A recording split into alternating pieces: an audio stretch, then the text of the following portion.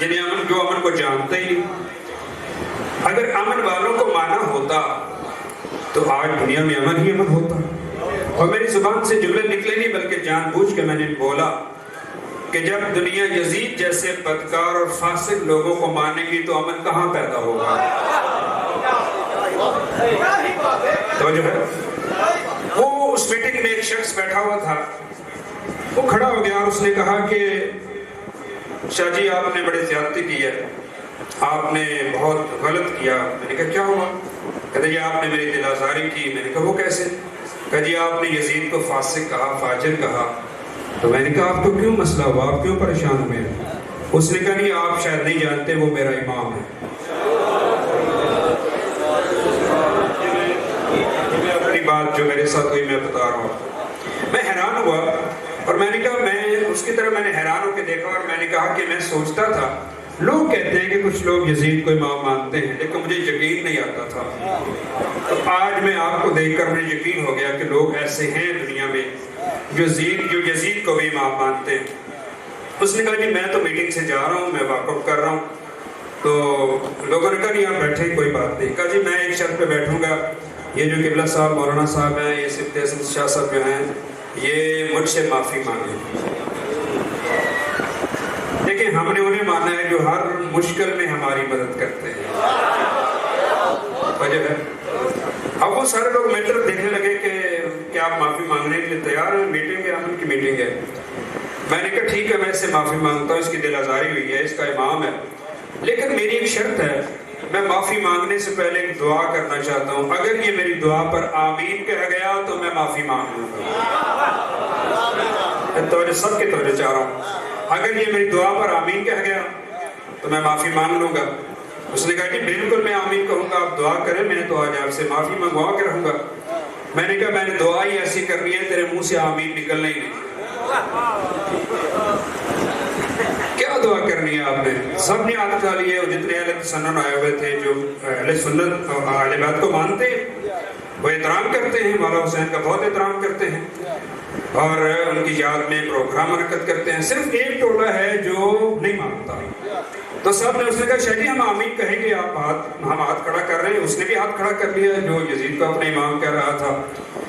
میں نے کہا جی دعا بس میری اتنی ہے، موت برحق ہے، مرنا میں نے بھی ہے، مرنا اس نے بھی ہے جس کا امام یزید ہے، مرنا میں نے بھی ہے جس کا امام حسین ہے۔ سارے مل کے بولے بات مکمل کروں۔ مرنا میں نے بھی ہے جس کا امام حسین ہے، مرنا اس نے بھی ہے جس کا امام یزید ہے۔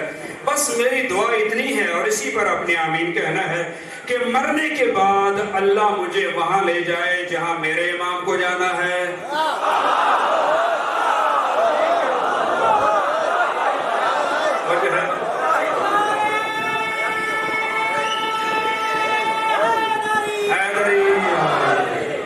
اللہ مجھے وہاں لے جائے کہ جہاں میرے امام کو جانا ہے، جہاں امام حسن کو جانا ہے، جہاں امام حسین کو جانا ہے، جہاں میرے 12 اماموں کو جانا ہے، اللہ مجھے وہاں لے جائے، اور اسے اللہ بالخصوص وہاں لے جائے جہاں اس کے امام کو جانا ہے۔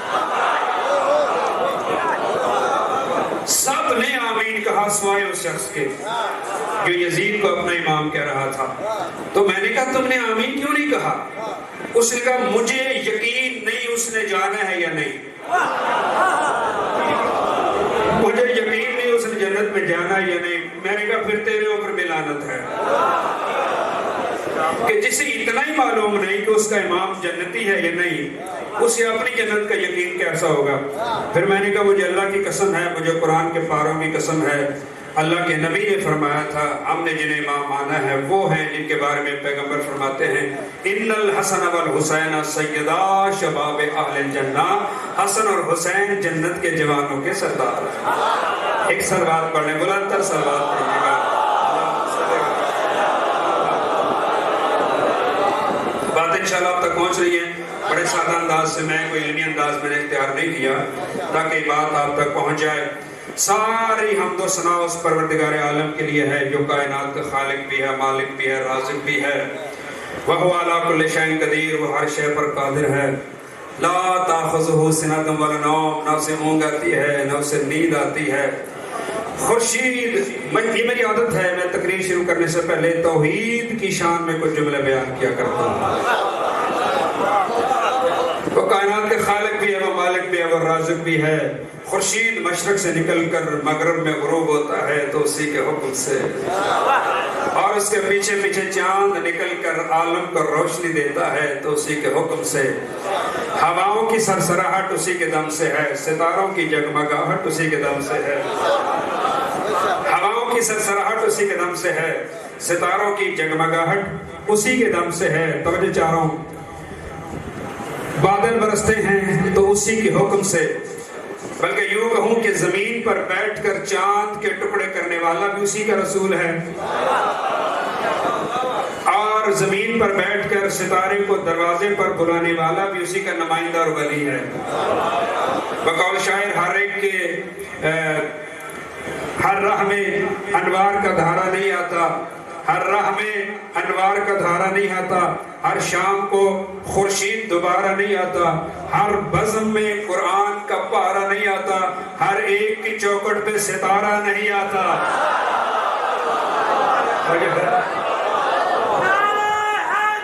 حیدری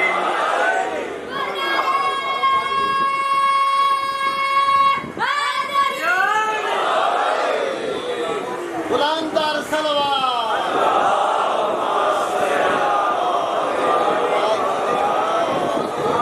صلوات ایسے پڑھیں جیسے صلوات والے حقدار ہیں صلوات کے۔ اللہم صلی اللہ۔ بادل برستے ہیں تو اسی کے حکم سے، جنت کے ملائک جنت کے ستاروں کے لیے جنت کے لباس لے کر زمین پر اترتے ہیں تو اسی کے حکم سے۔ ذرے سے لے کر آفتاب تک، نقطے سے لے کر کتاب تک، ہر شے اس کی اطاعت کر رہی ہے۔ درخت اللہ کی عبادت کرتے ہیں، کلی سے لے کر علی تک سب اللہ کے سامنے سر جھکاتے ہیں۔ جو ہے صلوات اللہم صلی، سارے صلوات پڑھا کریں، سارے آل محمد۔ 10 درجے بلند ہوتے ہیں، 10 گناہ معاف ہوتے ہیں، 10 نیکیوں کا اضافہ ہوتا ہے صلوات پڑھنے سے۔ بلند تر صلوات پڑھیں، اللہم صلی علی محمد و آل محمد۔ تو ہر شے اللہ کی عبادت کر رہی ہے، درخت اللہ کی عبادت کرتے ہیں، کلی سے لے کر علی تک سب اللہ کے سامنے سر جھکاتے ہیں۔ اب میں چند جملے کہنا چاہ رہا ہوں تاکہ آپ کا ایمان بھی تازہ ہو جائے اور حقیقت بھی واضح ہو جائے۔ حتیٰ کہ شہد کی مکھی، جو چھوٹی سی مکھی ہے، وہ اگر شہد بناتی ہے تو وہ بھی اللہ کی وحی سے بناتی ہے۔ دیکھیں آپ توجہ کریں گے تو بڑی خوبصورت جملے دے رہا ہوں آپ کو میں۔ شہد کی مکھی جو شہد بناتی ہے تو وہ بھی اپنی مرضی سے نہیں بناتی، وہ اللہ کی وحی سے بناتی ہے۔ علماء تشریف فرمایا مسجد میں، ان کی موجودگی میں عرض کر رہا ہوں، سورہ نحل کی آیت ہے، وَأَوْحَى رَبُّكَ إِلَى النَّحْلِ أَنِ اتَّخِذِي مِنَ الْجِبَالِ بُيُوتًا وَمِنَ الشَّجَرِ وَمِمَّا يَعْرِشُونَ۔ قرآن کہتا ہے اللہ نے شہد کی مکھی کو وحی فرمائی۔ تو جو ہے اب یہاں وحی بمعنی الہام ہے، اب یہاں وحی بمعنی الہام ہے کہ اللہ نے شہد کی مکھی کو الہام کیا، وحی کی۔ اچھا، یہ جملہ کہہ کے ہماری بڑی مشکلیں حل کر دی پروردگار نے، یہ آیت نازل کر کے اللہ نے ہماری بڑی مشکلیں آسان کر دی۔ اکثر یہ بہت سے لوگ ایسے ہیں جو کہتے ہیں کہ نبی ہم جیسا ہے، نبی ہم جیسا ہے، بس ہم میں اور نبی میں فرق یہ ہے کہ نبی پر وحی آتی ہے اور ہم پر وحی نہیں آتی۔ اللہ قرآن میں کہہ رہا ہے یہی تو فرق ہے۔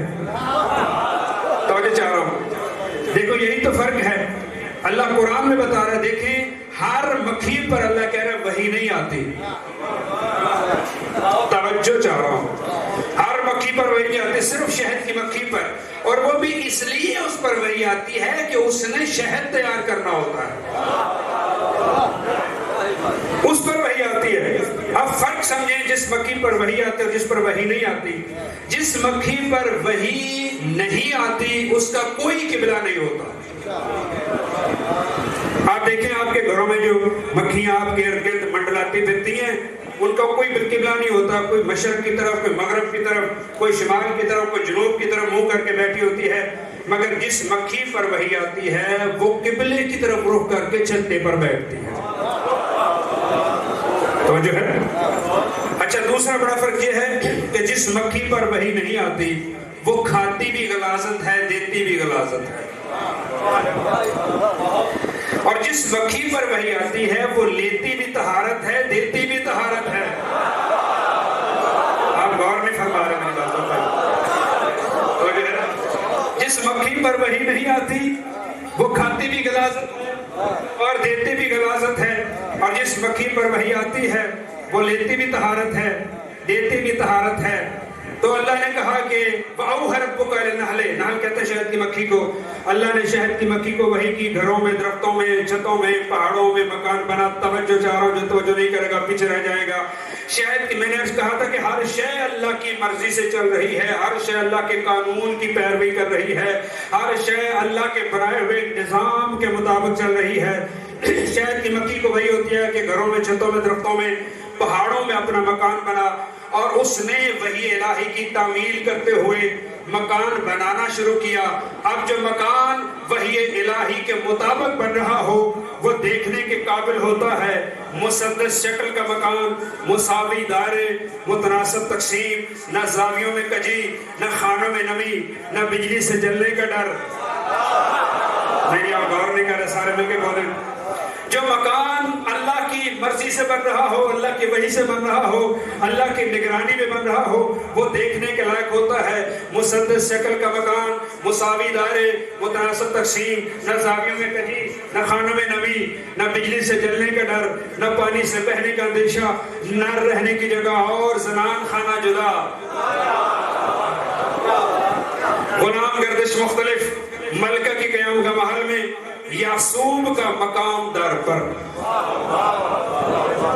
میں معلوم ہے آپ شہد کی مکھی میں چھتے میں کہ یعصوب ہوتا ہے، اسے عربی میں یعصوب کہتے ہیں۔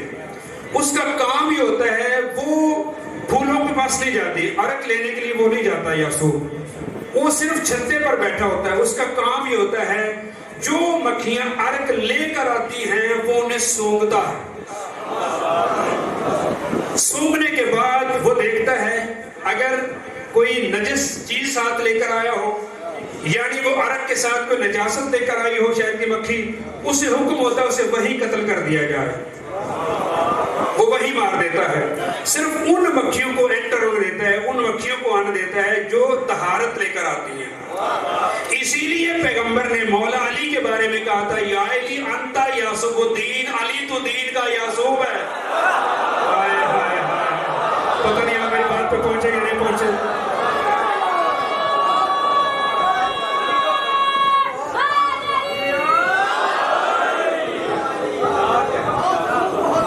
اللہ سلامت رکھے۔ دیکھیں جو آج میری گفتگو غور سے سنے گا نا انشاءاللہ وہ یاد رکھے گا انشاءاللہ۔ اس لیے پیغمبر نے کہا تھا یا علی انتا یعصوب الدین، علی تو دین کا یعصوب ہے، یعنی تیرے ہوتے ہوئے، یا یوں کہوں کہ علی تیرے بغیر جو دین لے کے آئے گا اس کا دین میں محمد قبول ہی نہیں کروں گا۔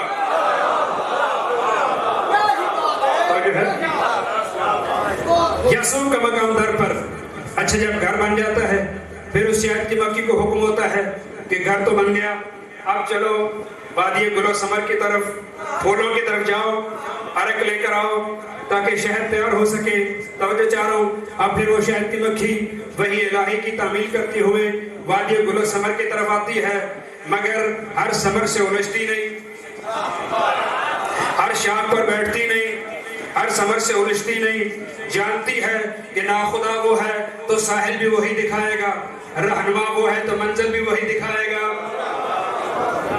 اللہ کی شان دیکھیے، یہ شہد کی مکھی ظاہر لاشعور ہے مگر امتیاز بوئے گل رکھتی ہے، کم نظر ہے مگر کافور سنبل کے فرق کو جانتی ہے۔ جملہ توجہ چاہوں گا، کم نظر ہے مگر کافور سنبل کے فرق کو جانتی ہے، جانتی ہے کہ ہر ثمر شیریں نہیں ہوتا، ہر پھول رنگی نہیں ہوتا، ہر آستانہ جھکنے کے قابل نہیں ہوتا، ہر مسند بیٹھنے کے لائق نہیں ہوتی۔ کافور سنبل کے فرق کو جانتی ہے، جانتی ہے کہ ہر ثمر شیریں نہیں ہوتا، ہر پھول رنگی نہیں ہوتا، ہر آستانہ جھکنے کے لائق نہیں ہوتا، ہر مسند بیٹھنے کے لائق نہیں ہوتی۔ توجہ چاہ رہا ہوں، جملہ ایک اور دے رہا ہوں، عالم نہیں مگر حلال و حرام کو جانتی ہے، عالم نہیں مگر حلال و حرام کو جانتی ہے، بے علم ہے مگر خیر و شر محشر کو جانتی ہے کہ شہد کہاں سے ملے گا، اس پیمانوں کو بھی جانتی ہے، عرق کہاں سے ملے گا اس آستانے کو بھی جانتی ہے، قیام کہاں ہوگا اس آشیانے کو بھی جانتی ہے۔ پتے پتے کا پتہ معلوم کیا، کسی کو سونگ اور بڑھ گئی، کسی کو چکھ اور ہٹ گئی، کسی کو دیکھا اور ڈٹ گئی۔ نہیں آپ غور نہیں کرتے۔ پتے پتے کا پتہ معلوم کیا، گلی گلی گھومی، کسی کو سونگ اور بڑھ گئی، کسی کو چکھ اور ہٹ گئی، کسی کو دیکھ اور ڈٹ گئی، دستے گل پہ بیٹھ گئی، رگے گل سے کھیل جاری ہے، گل خاموش ہے کہ حکم باری ہے۔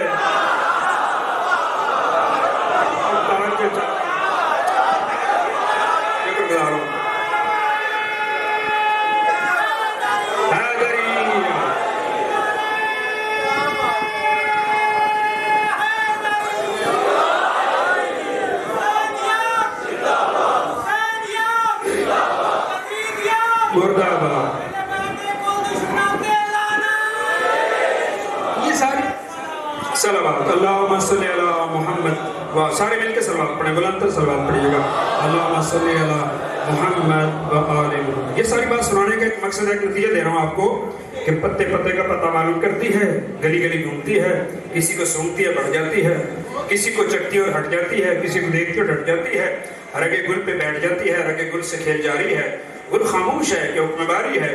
میں کہوں گا گل معصوم تجھ پہ بڑا ظلم ہوا، یہ تیرا سارا عرق کھینچ کرے گی، تو نے بولے نہیں، تو نے احتجاج ہی نہیں کیا، تو نے کوئی اعتراض نہیں کیا، یہ میرا عرق کیوں کھینچ رہی ہے؟ بول کے کہا خاموش، اس کے لیے وہی یہ تھی کہ وہ ایسا کرے۔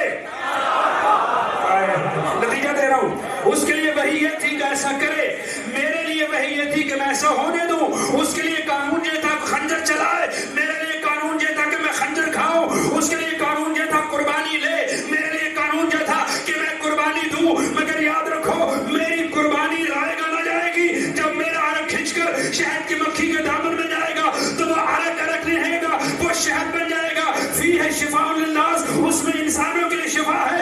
جملہ یہی دینا ہے کہ جب عام پھولوں کا رنگ شہد کی مکھی کے دامن میں چلا جائے تو وہ عرق نہیں رہتا، شہد بن جاتا ہے۔ اسی طرح سے بغیر رسالت کے گل امامت کا لہو کسی مٹی میں مل جائے، وہ مٹی نہیں رہتی، خاک شفا بن جاتی ہے۔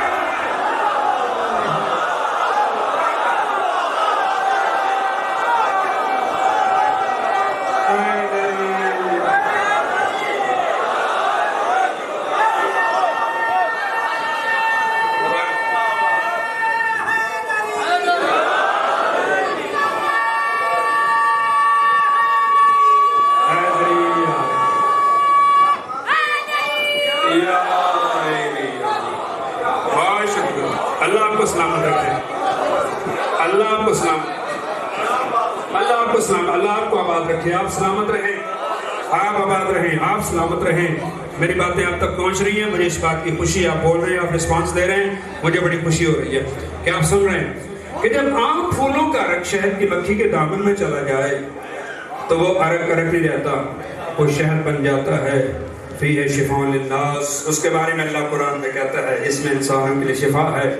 اگر عام پھولوں کا رنگ شہد کی مکھی کے دامن میں چلا جائے تو وہ شہد بن جاتا ہے، باغ رسالت کے گل امامت کا لہو مٹی میں ملے تو وہ خاک شفا کیسے نہیں بن سکتا؟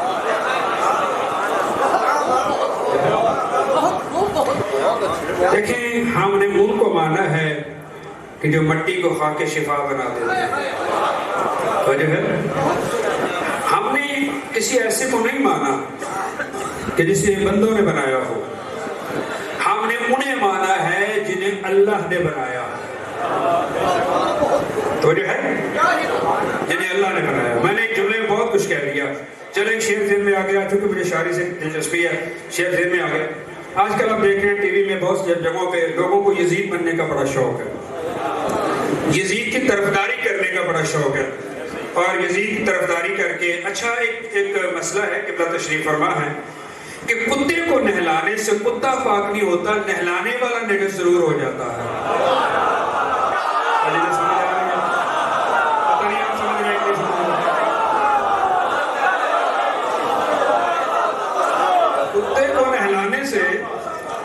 کتے کو نہلانے سے کتا پاک نہیں ہوتا، چاہے سارے سمندر کا پانی اس پہ ڈال دو نا، وہ جیسے پانی ڈالتے جاؤ گے اس کی نجاست میں اضافہ ہوتا جائے گا. وجہ ہے کتا پاک نہیں ہوتا، نہلانے والا ناپاک ہو جاتا ہے.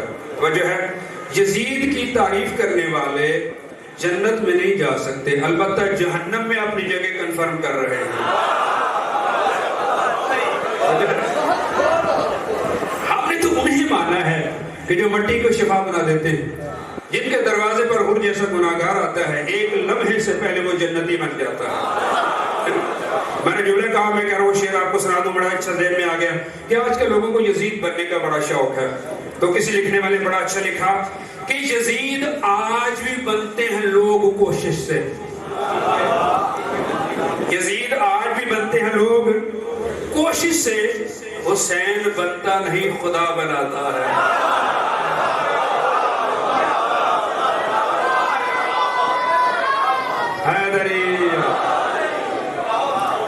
ہم نے تو ان کو مانا ہے کہ جن کا ذکر اللہ نے قرآن میں لکھا ہے، قرآن میں موجود ہے، جن کے ذکر کو اللہ نے قرآن بنا دیا، جن کا گھر محل تنزیل قرآن ہے، جن گھروں گلیوں گودیوں اور لباسوں میں رہے وہ قرآن بنا، جس چادر کے اندر جا کر بیٹھ گئے وہ قرآن بن گیا.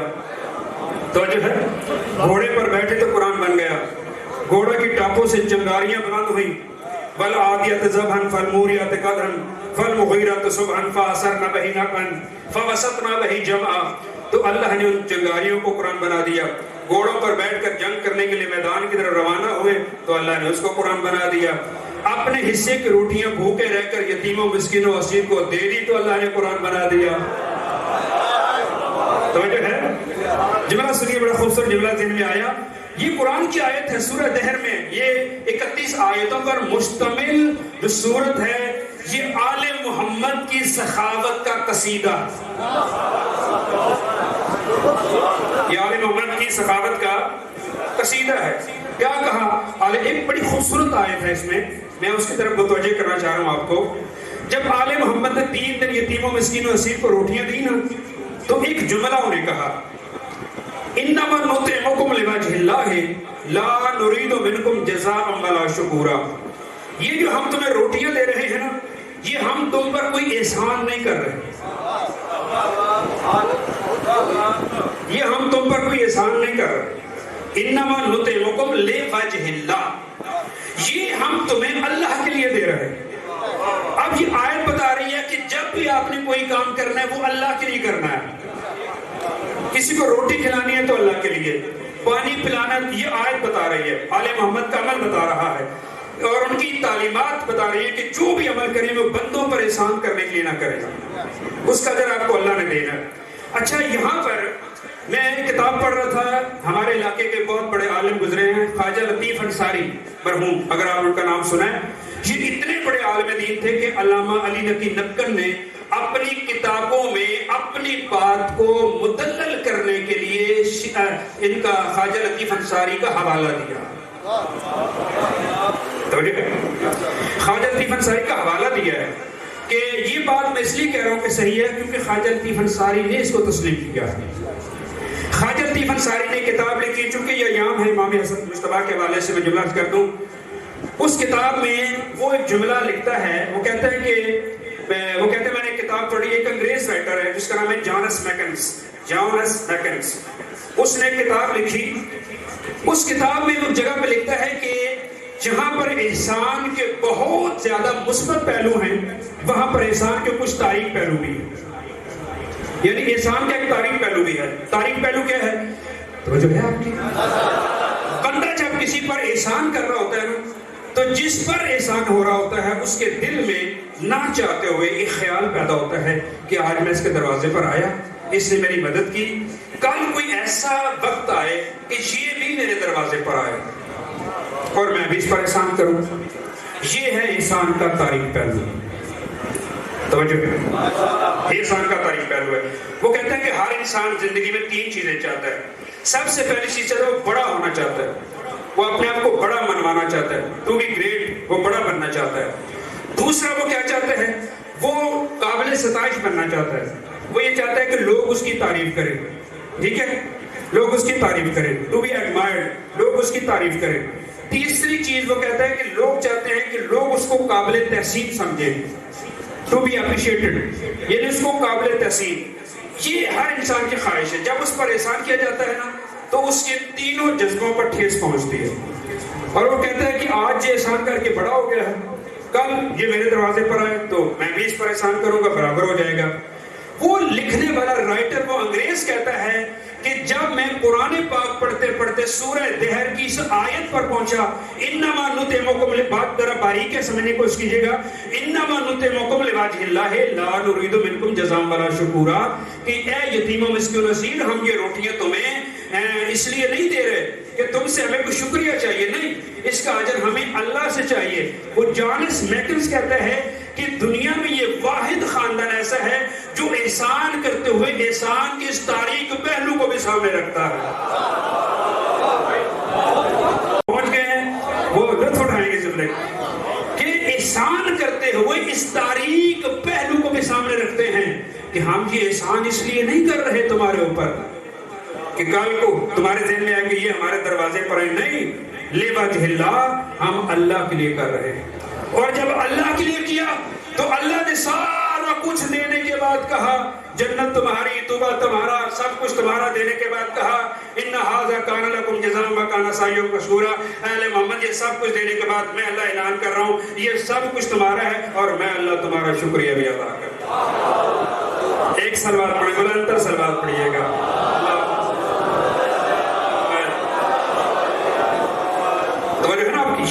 یہ آئمہ کا کرم ہے، احسان ہے.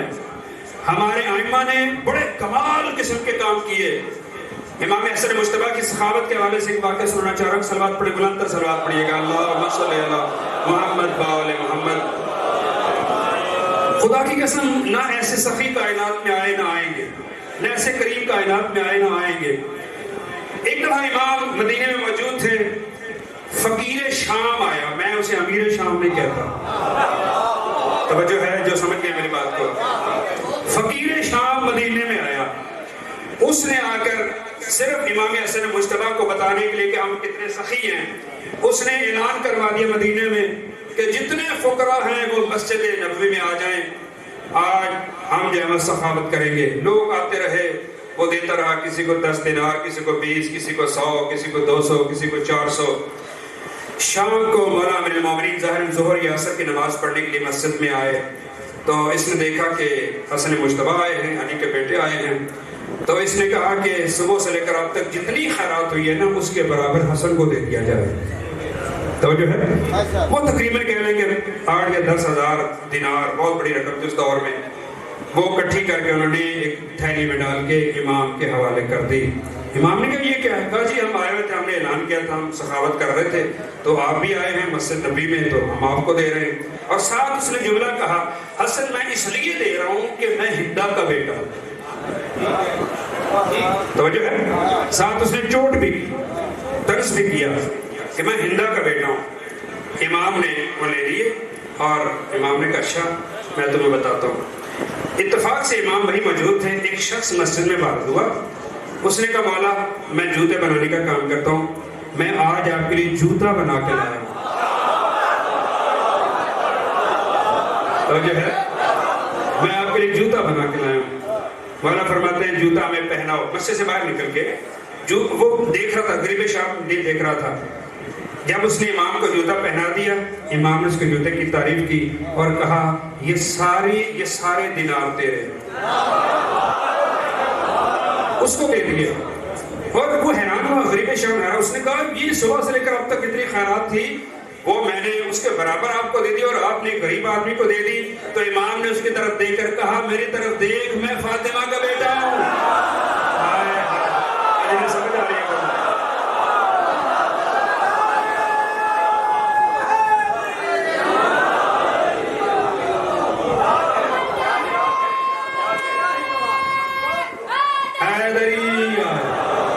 میری طرف دیکھ، میں فاطمہ کا بیٹا ہوں. اس نے کہا حسن کیا کہنا چاہتے ہو؟ کہا کہنا یہ چاہتا ہوں یہ اسے دنیا میں دیا ہے اور آخرت میں اس کی شفاعت بھی کروں گا. امام ہو تو ایسا ہو، امام ہو تو ایسا ہو. آپ کے 8ویں امام حضرت امام علی رضا علیہ السلام. صلوات پڑھے، بلند تر صلوات پڑھے گا. اللہم صلی علی